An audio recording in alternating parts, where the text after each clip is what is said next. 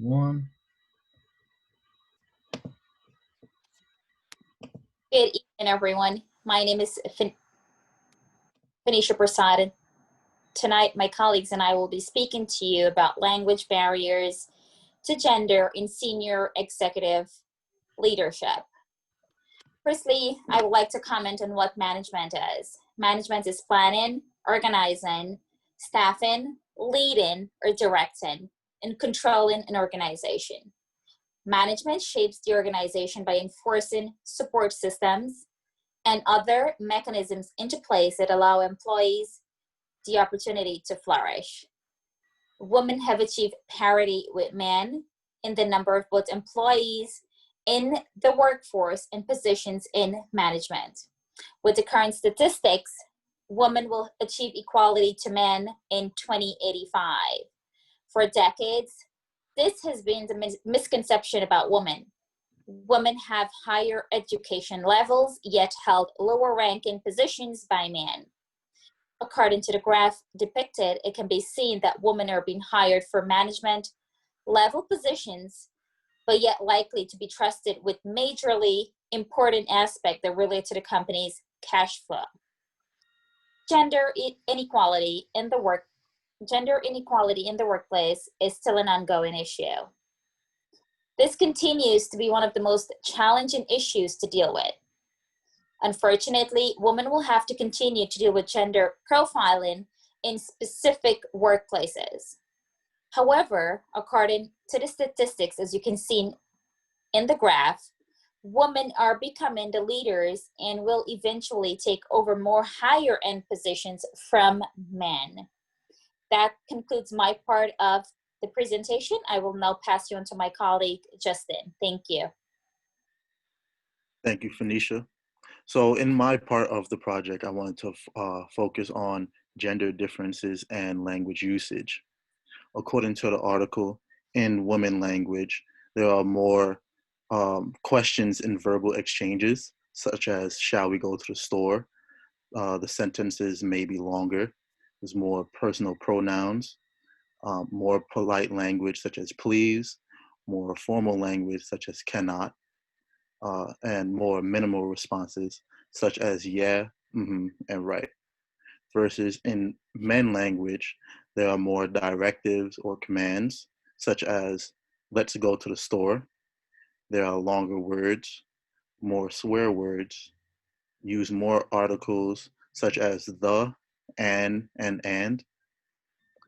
There's more informal words, such as can't. Then I wanted to focus on the research study done in the article. There were interviews conducted with 100 female senior executives from a wide range of companies. The interviewer asked a lot of different questions, like how did they learn to lead, how to run a meeting, and more. And the process of that interview was the interviews were converted to text and then processed using a computerized program. This program separated each word and assigned them to word categories. Then they took the means and standard deviations that were calculated for each of the word categories from the interview. The information was then compared with women just in the general population. And in both groups, there were 42 word categories.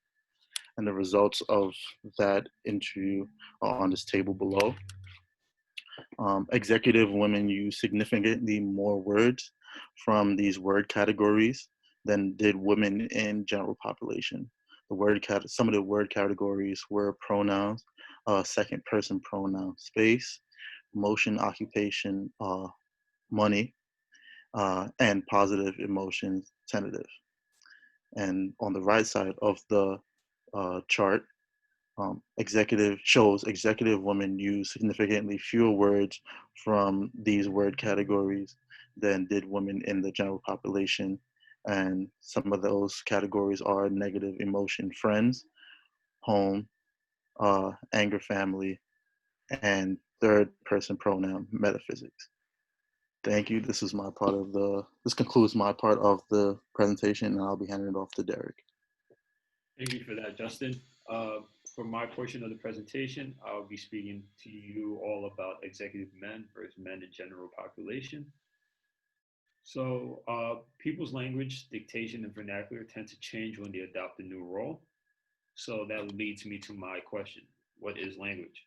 Language is the most common and reliable way for people to translate, articulate their internal thoughts, emotions into a form that others can understand. Women tend to communicate in questions, whereas men tend to use more directing words.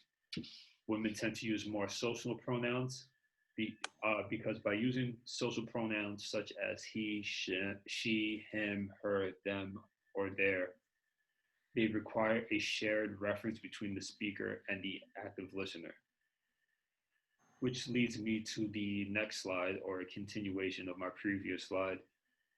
Um, there is a leadership language that men and women adopt when given senior positions. Men and women tend to adopt a certain tone when they are given positions in leadership. Men tend to be more commanding and focus on a chain of order, while women tend to be more dynamic and better group thinkers. Most people thrown into leadership positions tend to naturally adopt slash acquire a different vernacular, which leadership language may be more difficult for women to obtain due to role traps and social conditioning. That concludes my portion of the presentation, and I'd like to hand it over to Patrick. Thank you, Derrick. For my portion of the presentation, I'm going to be talking about the article we chose to use as a supplement to our original article. This article comes from Human Relations International Digest, from a 2016 article entitled Women CEOs. This article delves into the disparity between men and women CEOs that Fanesha touched on briefly. This article gives three major reasons for the disparity. The first is a lack of role models and mentors in positions of power for women currently. This leads to women to be discouraged and not pursue higher roles as they have no role models in the positions currently.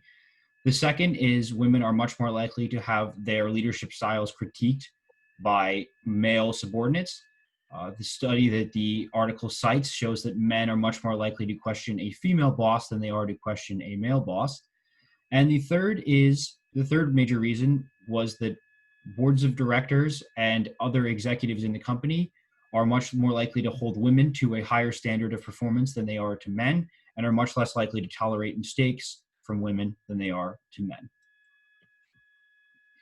The other major portion of the article, it touches on the phenomenon known as the glass cliff effect.